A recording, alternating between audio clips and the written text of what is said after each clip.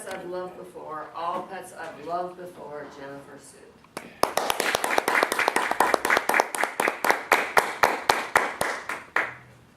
Growing up, I remember feeling like my siblings were so different from me. They were so talkative and sociable, and they were always making noise, and it kind of made me wonder, are we really the same species? Because I always felt more connected to the animals in our home than to people. So I have to admit something and respond as if this is an Alcoholics Anonymous meeting. Hello, my name is Jennifer, and I'm an animal-aholic. Hi, Jennifer. Hi. So to tell you a little bit about the animals I've loved in my past is to tell you a little bit about myself, and that's why I chose this topic as my icebreaker topic. And also to tell you about what these animals taught me tells you a lot about myself. So the first animal I'll talk about was a big, fluffy German Shepherd named Turk. And I must have been about 3 years old when he came to our home. And my brothers already had a paper route. They're quite a bit older than I am. And sometime around Thanksgiving, this German Shepherd followed them home from their paper route, and they hid him in their bedroom for about 3 or 4 days, feeding him from the leftover turkey carcass. And my mom was wondering, why is the leftover turkey going so fast this year before she discovered him? So we got to keep him, and he was in our household until I was about 11 years old. I think for a lot of people, a pet teaches them for the first time the loss of a loved one. And that was one thing that Turk taught me. I got to see someone I love grow old and learn about keeping that individual comfortable during that difficult stage of passing from this world to the next world. And I got to learn about how to handle grief.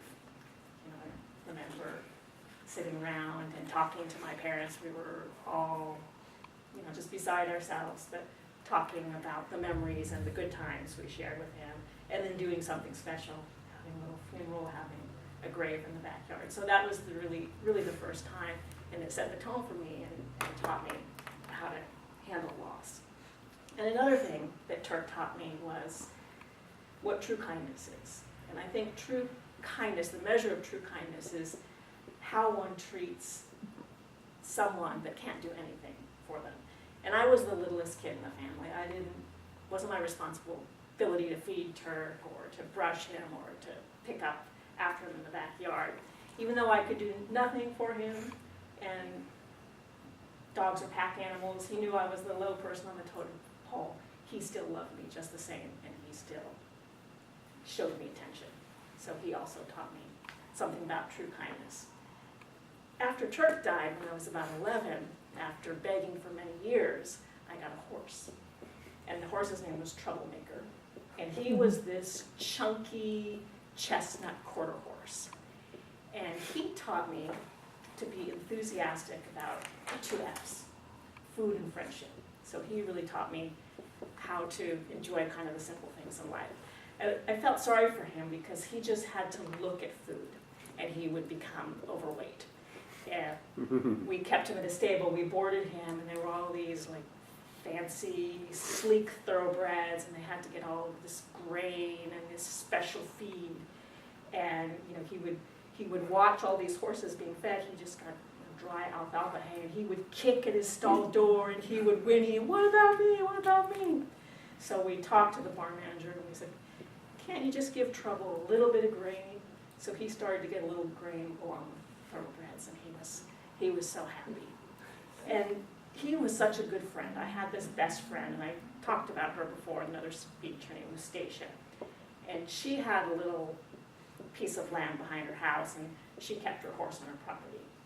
So I would ride Trouble over to her house, and I would turn him loose in the pasture with her little chestnut mare, Chanel, and Stacia and I would play, and our 2 horses would play, and we just loved to watch them. They would scratch each other's withers, and they would gallop around the pasture and roll in the dirt. Trouble always knew when I was riding to her house, and he was so excited.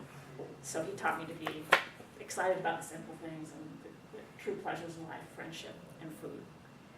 And more recently, I think when my son was 9, we went to the pound, the animal shelter, and we adopted a little terrier named Charlie.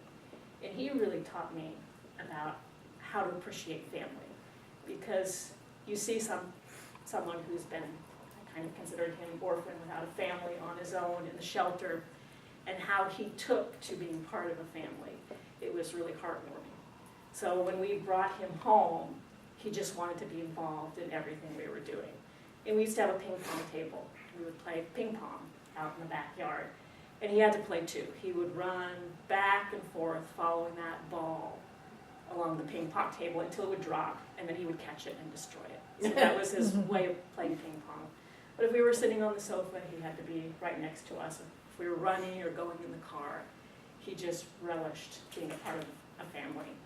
And knowing him really made me think more about being grateful and appreciating being part of a larger group like a family or a church or